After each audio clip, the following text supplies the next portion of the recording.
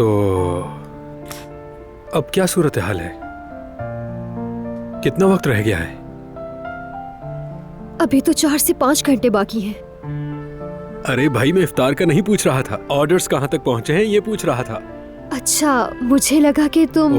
अगर तुमने अभी से ये सब शुरू कर दिया तो हमारा बहुत बुरा हाल होने वाला है। तुम तो सुबह से जमाइयाँ ले रही हो। क्या हो गया? बिल्कुल नहीं, मैं तो एकदम फ्रेश हूँ। अच्छा, कुछ नहीं कह रहा, रिलैक्स हो जाओ। बताओ क्या रह गया है, लिस्ट देखकर बताओ मुझे।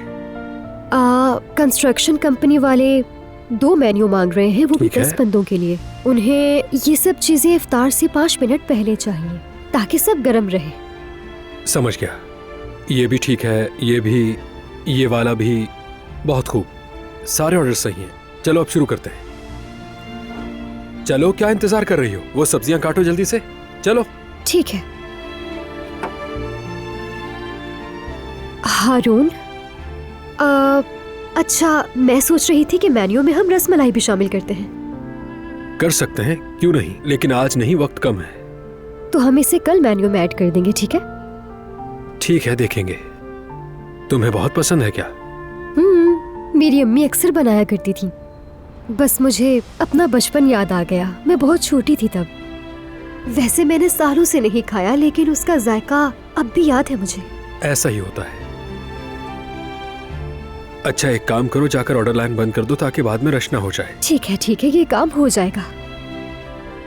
हारून, आज शाम इफ्तार पर आओगे ना? मैं चाहती हूँ कि हम आज एक साथ इफ्तार करें, तो इसीलिए पूछ रही थी कि आज शाम कोई प्लान तो नहीं है? अरे नहीं, कुछ काम है मुझे, वहां से सीधा आ जाऊंगा। हाँ, ठीक है।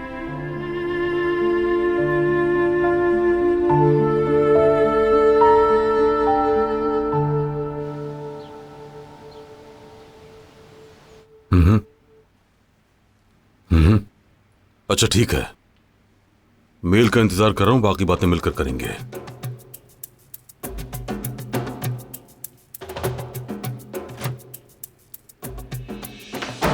बेटा कहां चले गए थे? खबर क्यों नहीं दी? मैं तो परेशान हो गया था। महरान, क्या हो रहा है? जवाहिर ने क्या कहा, जवाब दो। उसने मुझे कोई खत भेजा है। कैसा खत? नहीं पता, उल्टी सीधी बातें की, इसीलिए मेरा उस खत को पढ़ना लाजमी है।